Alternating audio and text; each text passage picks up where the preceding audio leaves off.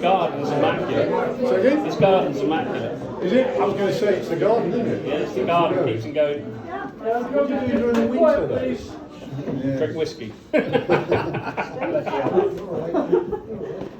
Right, first of all, I'd like to thank everybody for coming. It's nice to see you all. I'm sure Gord's impressed with the turnout. Yeah, thank you very much, all of you. And all I would say, well, what can I say? 100 years old. You're amazing.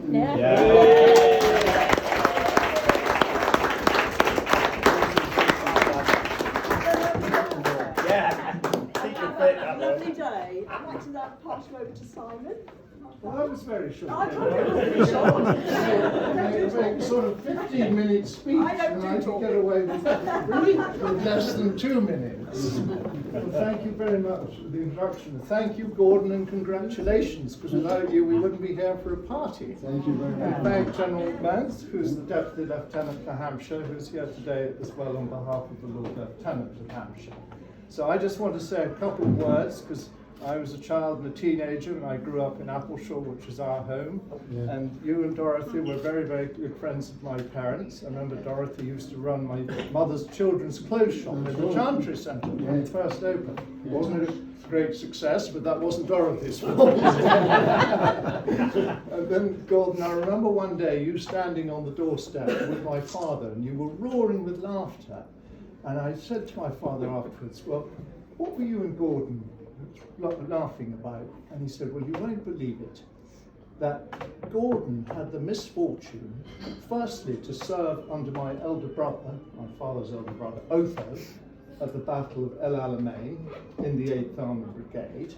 And then you won't believe it, after Alamein, they split the 8th Armoured Brigade into two, and they sent half of it back to England to get ready for D-Day and the invasion of Northwest Europe. So Gordon comes back to England, lands on D-Day.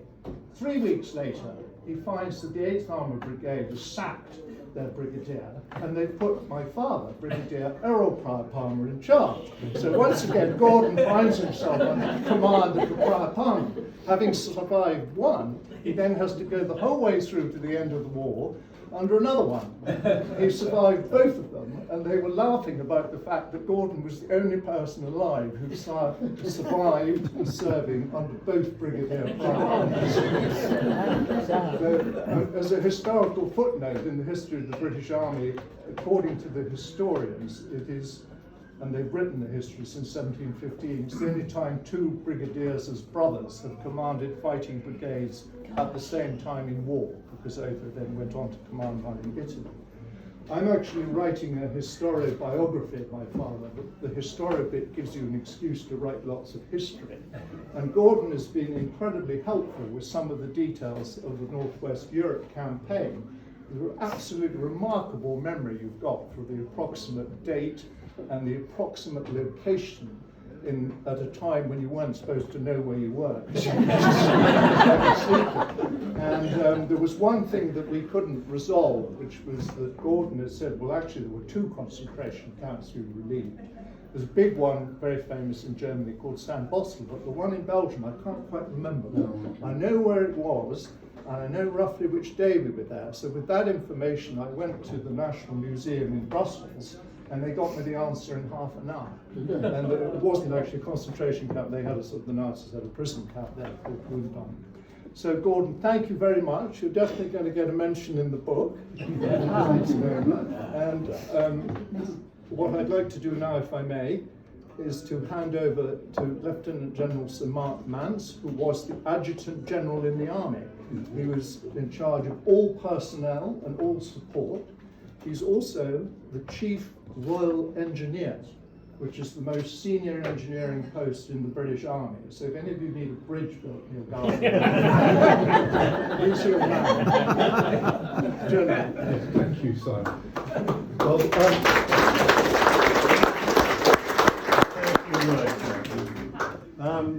I'll just say a few words, but first of all, it's a huge privilege to be here, Gordon, Thank to you. celebrate your 100th birthday. 100 not out in the cricketing parlance. But as Simon said, I am just a little bit about myself and why I'm here. Retired general, as you've heard, served for about 40 odd years in the Royal Engineers, hence this tie. I'm also the county patron of the Royal British Legion, and it's been great talking to Gordon about his time in the Legion, and I'll follow that one up later. But I'm also a Deputy Lieutenant, as Simon said.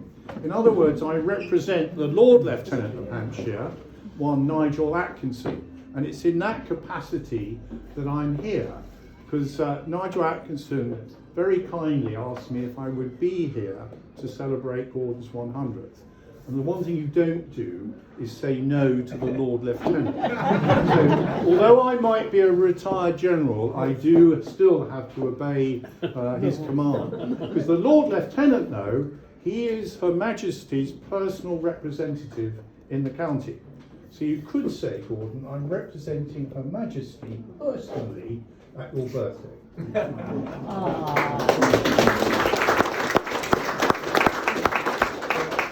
But enough about me. I just thought I'd say one or two words, because I've done a bit of research, Gordon, into your military career. Of course, you joined the army in 1939. You joined the Royal Hampshire Regiment. That's right. Served throughout the war, and then do come on in, do come in, join the party. The drinks are on Gordon. Not really. But Gordon, you joined the Royal Hampshire Regiment in 1939, and then subsequently transferred to the Royal Army Service Corps because you were a driver. And I was saying just now, perhaps you can start driving some of the petrol. Yeah. You'll be commandeered to drive a tanker. But you served during the Second World War. You fought at the Second Battle of El Alamein. I did. And also were present at the D-Day landing. Yeah. Which is fantastic. And then you served afterwards, I think until 1952. My spies right about then. And finished as a staff sergeant. I did. Which Yeah. is no mean achievement. Because as Simon said, my last appointment in the army was the Adjutant General. And I looked after all things to do people, their careers, discipline as well. I hope you were well behaved, because my predecessor you would have come to the notice of my predecessor as the Adjutant General. But to rise to the rank of Staff Sergeant was a tremendous achievement. And I know that your commanding officer at the time really would have liked you to stay on, and he would have no doubt got to Sergeant Major. I would have done, yeah. He said that. He told my darling wife that if I sign on, he'd make me up to Sergeant Major the next day. Oh, right. Of course, he might not have done. That may have been a ruse. A ruse to keep doing that old trick of, I'll promote you if you stay in. Yeah, then I would have been. Anyway, you had a fantastic career in the army, and then afterwards, I suppose, serving Simon and so on. But it would be most remiss of me if I didn't come here and give you a present. So what I'm going to do, I'm going to give you a book, and it's a history of it's only recently been written. It was about 2 years ago it's published, but it's a history of the Royal Hampshire Regiment during the D-Day landings.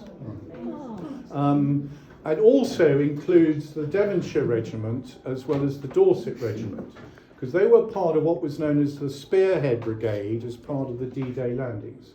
And I thought, although you only didn't spend too long with the Royal Hampshires, I'm certain when you read the book, there'll be names in here from the Hampshires that will bring back some happy, perhaps not so happy memories, but so on. So I'd like to present this book on behalf of the Lord Lieutenant, and there's a small inscription in the cover which you can read. Thank you very much. In celebration of a fantastic milestone that you achieved of being 100 today. Thank you very much.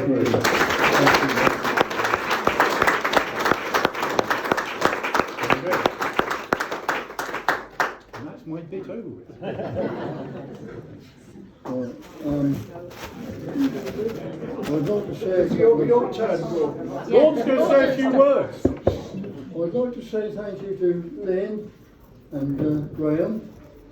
Put your hands up there, people, that know where you are, for doing all of this for me, and all they do for me throughout the years. Without them, I don't know what I'd do. Anyway, thank you all for coming.